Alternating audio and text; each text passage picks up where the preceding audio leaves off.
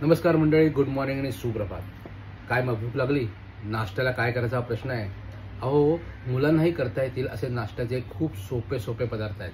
चला तर त्यातलंच एक करूया, ते म्हणजे कांदे पोहे. घेतला आहे इकडे. कांदा मी कट करून घेतो. मी माझ्या हिशोबाने करतोय, तुम्ही तुमच्या हिशोबाने करा. तुम्ही त्यात प्रो असाल तुम्ही एकदम छानपणे कांदा कट करू शकता. मी प्रो नाही आहे, पण मी कट करू शकतो. कांदे पोहेच खायचे म्हणजे मुलगी बघण्याचा कार्यक्रम केलाच पाहिजे असं काही नाही. तुम्हाला जर इच्छा असेल आणि आवड असेल तर तुम्ही स्वतः घरी पोहे बनवून खाऊ शकता.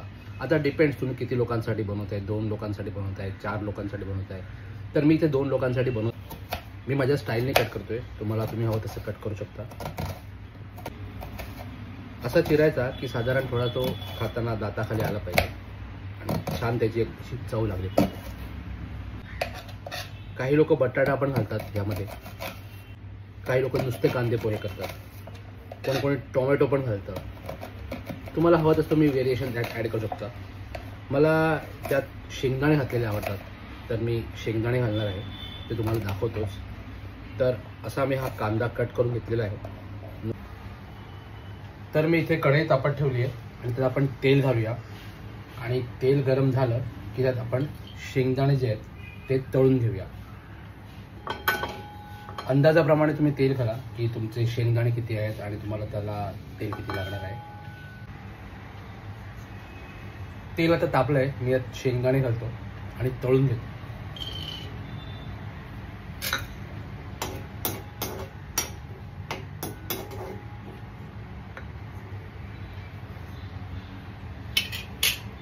शेंगदाणे तळले जात आहेत तोपर्यंत मी पोहे काढतो आणि ते भिजून घेतो.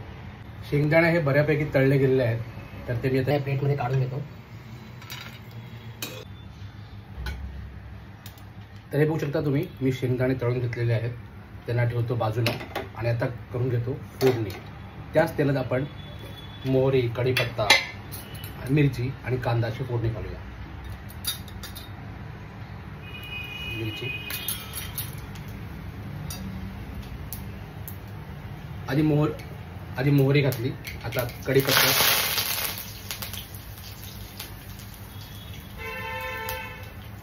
मग मिरची,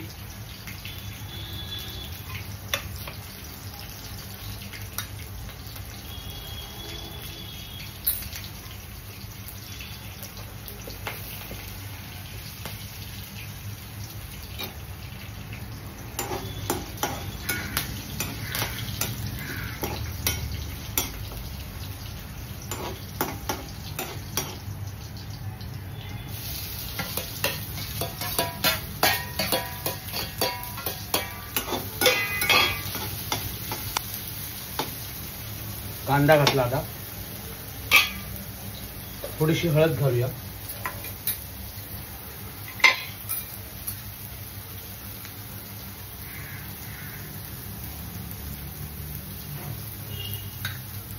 मध्ये जसं परतून कांदा शिजलाय की नाही बघायचं आपण. अंदाजाने आपल्याला कळतं असेल, कांदा पटकन शिजतो.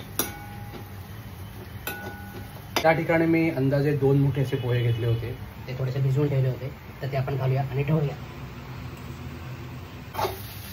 आता एका हाताने गावीने असं कढई धरायची आणि असं मस्त छान पोहे ढवळून घ्यायचे.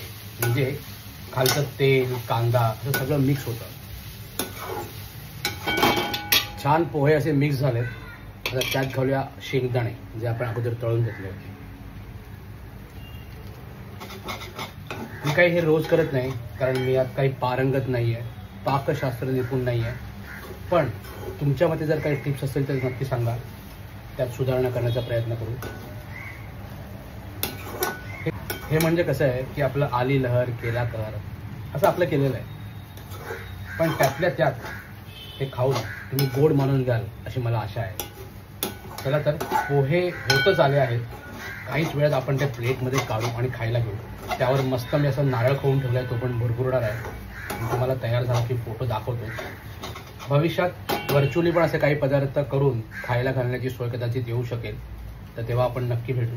पण पुरताच तरी तुम्ही याचा आस्वाद घ्या. बघू शकता या ठिकाणी पोहे काय मस्त झालेले आहेत, अतिशय मिक्स झालेले आहेत सगळीकडनं. तर त्यावर नारळ घालूया मस्तपैकी आणि प्लेटमध्ये सर्व करून खाऊया. तर मी हा नारळ खोवून घेतला होता, हाही मी त्यात घालत आहे.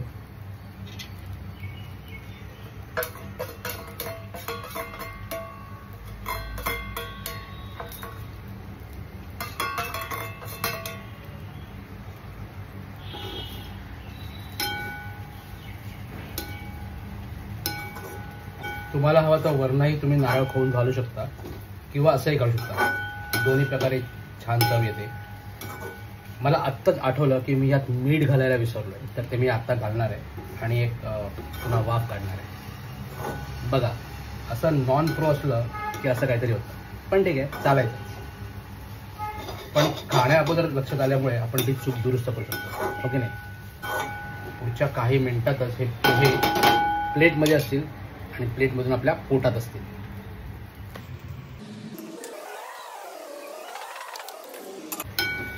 अशा प्रकारे मी मीठ घातलंय. आता मस्तपैकी छान असं ढवळून घेतो एकदा आणि आपण पोहे खाण्यास सज्ज.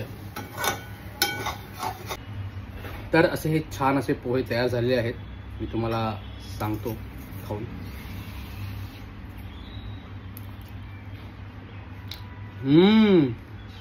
सुपर, वा वा, सुंदर. चला तर भेटू पुढच्या खाद्यभ्रमंतीला. तोपर्यंत बाय बाय.